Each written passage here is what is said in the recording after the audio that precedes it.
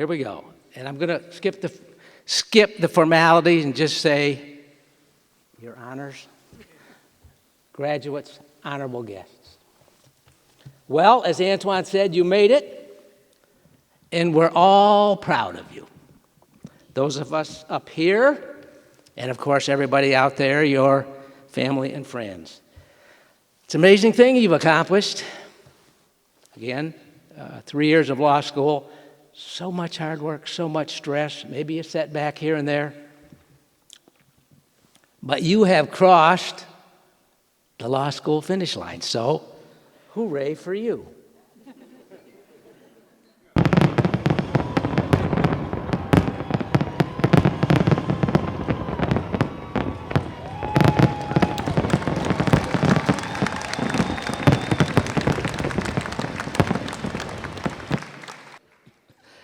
I'm proud today to be a member of this, again, as Antoine said, this extraordinary faculty at WMU-Cooley Law School. Teachers change lives, don't they? And their influence ripples out through generations.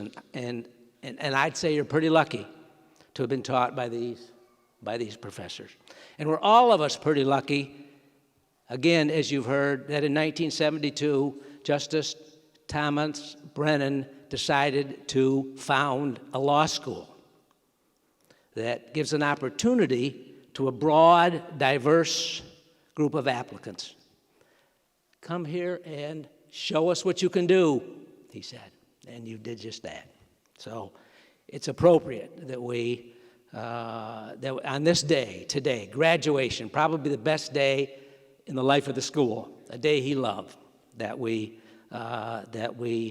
recognize the debt that we owe this man. Now, I've always thought that a commencement talk would be the hardest kind of talk to give. Why so hard? First, because, let's be honest, you don't much care what I have to say. Right? I mean, you're thinking, look, give me my hard-earned diploma and let the partying begin, right? If it hasn't begun already. See? Second, because it's difficult to say anything that isn't old, tired, banal, cliched, didactic, and boring. It's difficult to say anything that isn't cliched. See, this is you. This is you when I'm saying, like, follow your dreams. Take risks. Don't be afraid to fail. Remember that life is short. Wear sunscreen and get your face out of your cell phone. Unless, of course, you're live tweeting. Third, because it's so tempting, especially these days, to say something that borders on political.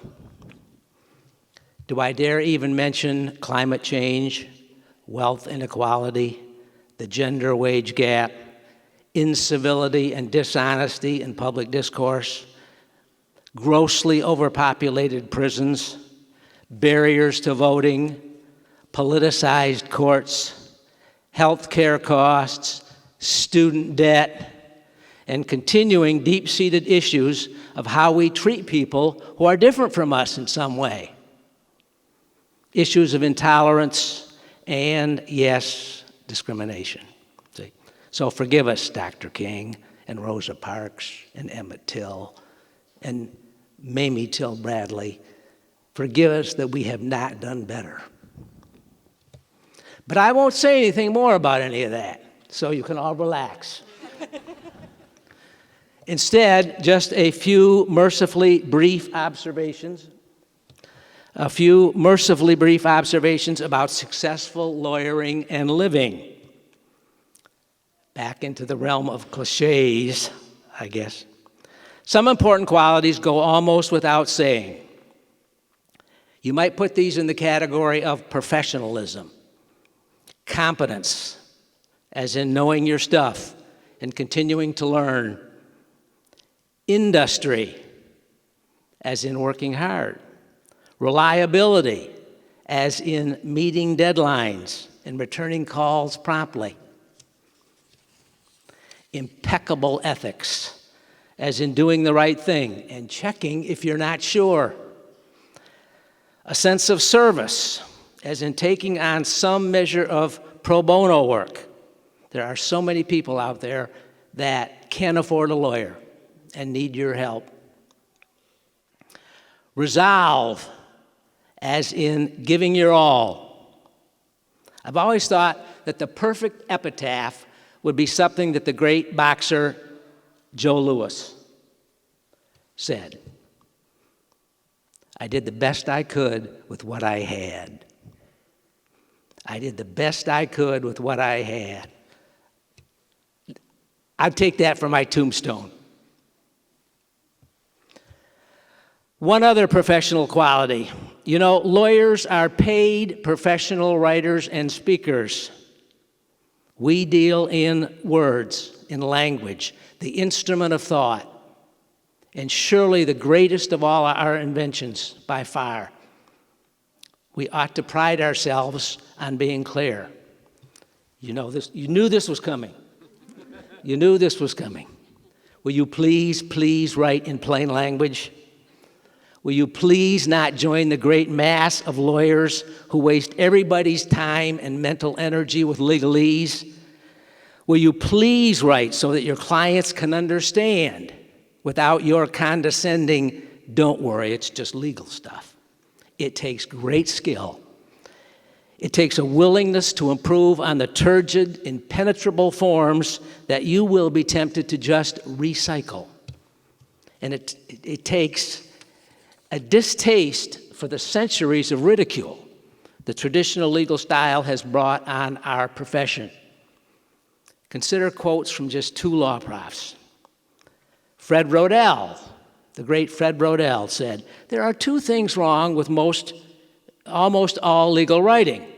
One is its style, the other is its content. That, I think, about covers the ground." And John Lindsay, this is my all-time favorite quote. John Lindsay said, "Law books are the largest body of poorly written literature ever created by the human race." The largest body of poorly written literature ever created by the human race. Please help fix this. And put an end to all of the lawyer jokes. Like, could you read that last rule change back to me, Helen? I'm afraid I almost understood it. And as far as I can tell, he's out to lunch. See?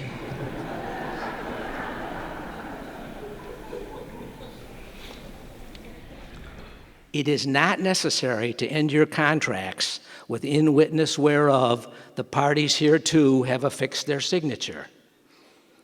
It is not necessary to end your affidavits with further affiant saith naught. It is utterly ridiculous to begin any document with know all men by these presents.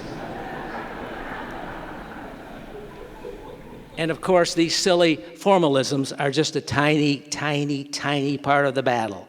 WMU-Cooley, to its great credit, has always been committed to clear, plain expression in its writing courses. But this is a lifelong assignment to write well. You have to read widely. You have to notice what good writers do. That is, read forensically. You have to practice, practice, practice. You have to crave editing. And you might even include poetry in your reading, see, to expand your sense of the possibilities of language. Remember what I said earlier about resolve? Resolve. You might have singing in your head forever the lines from Robert Frost. Ah, when to the heart of man was it ever less than a treason to go with the drift of things, to yield with a grace to reason, to bow and accept the end of a love or a season. Okay, beyond these professional qualities, and the line here is not sharp, are the more personal ones. matters of attitude and empathy. These are hard ones too, because there are unpleasant people out there who don't or won't reciprocate and who can drive you crazy. This is me, by the way, many years ago. By the way, I do not hold myself out as the model here. So you know what these human qualities are, but knowing them is one thing and practicing them is another. An upbeat demeanor, as in smile a lot. An ability to get along with people, as in going easy on the criticism and the complaining. A sense of teamwork, an obligation, as in carrying your share of the load and volunteering to do extra from time to time. A willingness to readily admit mistakes, as in saying, I'm sorry, I was wrong. I have a friend who considers those the 5 most important words in the language. An instinct to compliment and affirm, as in a simple, you did a nice job. Or for someone who's close to you and maybe on in years, maybe a parent or a grandparent, I'm proud of what you've done. I'm proud of what you've done and how you've lived your life. Above all, kindness, as in following the golden rule, which has never been improved on. See? Treat everybody, colleagues, staff, family, friends, strangers, with all the kindness and understanding and patience that you can muster. It won't make headlines, but it marks what kind of person you are at your core. The best graduation speech I've ever heard was by David Foster Wallace at Kenyon College. It's on YouTube. You can hear it on YouTube. It's called This Is Water. He talked about the annoyances of everyday life, being stuck in the checkout line or cut off by some guy in a Hummer, who you don't know for sure, just might be in a rush to get a sick child to the hospital. He said you can respond to this in the normal, frustrated, default kind of way, or you have the freedom to be the Lord of your own tiny kingdom, he said. The really important kind of freedom involves attention and awareness and discipline and effort and being able to truly care about other people and to sacrifice for them over and over in myriad, petty, little, unsexy ways every day. Let me end like this. At a memorial service I attended last summer, we all got this little card in honor of the man we were there to honor. Just about sums up everything that I've been saying. Words to remember. Live honestly, forgive generously, be kind, and punctuate properly.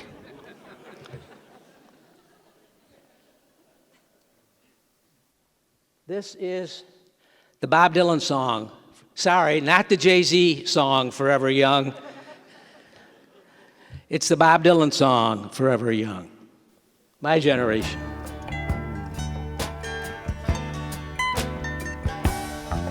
May your hands always be busy. May your feet always be swift. May you have a strong foundation when the winds of change shift.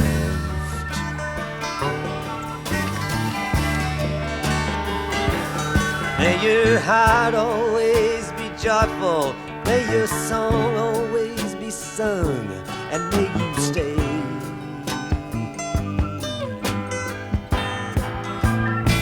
forever young. May your heart always be joyful. My wish for you.